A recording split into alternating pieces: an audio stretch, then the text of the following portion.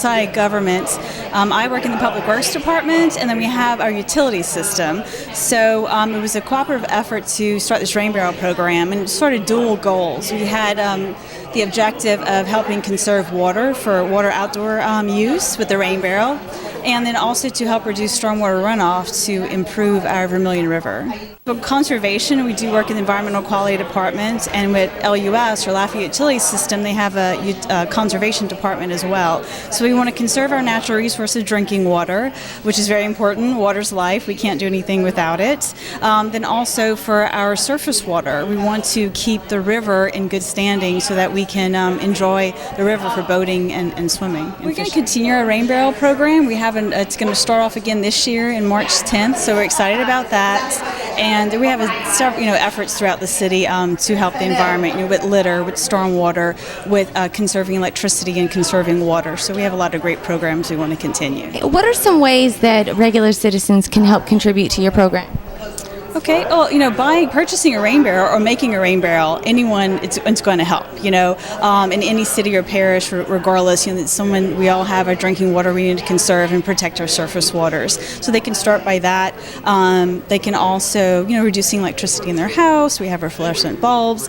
In terms of water quality, we kind of focus on native landscaping, reducing the amount of pesticides or herbicides you use, or following directions. When you change the oil in your car, please don't dump it down a storm drain. Bring it to a facility to recycle. Also, when you're cutting grass, a lot of people might put leaves in the street or the storm drains. We want to keep it out the storm drains and hopefully compost that. That would be ideal. The city's really honored that DEQ recognized us for our project. What we're doing is we're taking wastewater, just raw wastewater, treating it to meet all the EPA primary and secondary drinking water standards, and then sending that to a paper mill. And gallon for gallon, the amount of water that we send to them is the amount of water that they don't pull out of the aquifer. So we, according to USGS, we've now seen about a 20-foot increase in the water level of the aquifer. It was hard to get a lot of support for it a long time ago. People, you really couldn't convince them that you were running out of water, and people really didn't want to have anything to do with recycled wastewater. But, things have come around and changed, and we started working real hard on it in 2004. At that time, some of the really deep wells in Ouachita Parish were already pulling salt water out of the aquifer, and everybody realized there is a big need for it, and especially the paper mill. So once the paper mill was on board, then we got some funding from stimulus money, EPA green projects, some from DEQ, state capital outlay money, and altogether, the total project cost was around $20 million, and we, started sending the first water to the paper mill,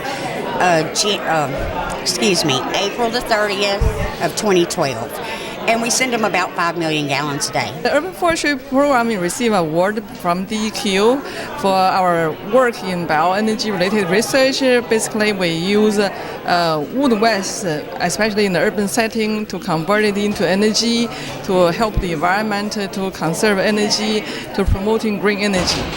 It's important because in the urban area we have almost 80% of people who live in the urban area, so we like to have a clean environment in the urban area. That's why we have an urban forestry program at Southern University, and the program promoting green energy, clean environment, and tree care, and utilizing trees in terms of mitigating all kinds of pollutions, especially climate change related problems. It's important because it touches people's life. Everybody likes to have a clean water, clean air, clean soil, clean energy, so that's why it's important. What are some ways that DEQ is utilizing to expand the program further? Well, through outreach. In fact, outreach is one of our biggest components. We believe that the good work of DEQ needs to go out throughout our state.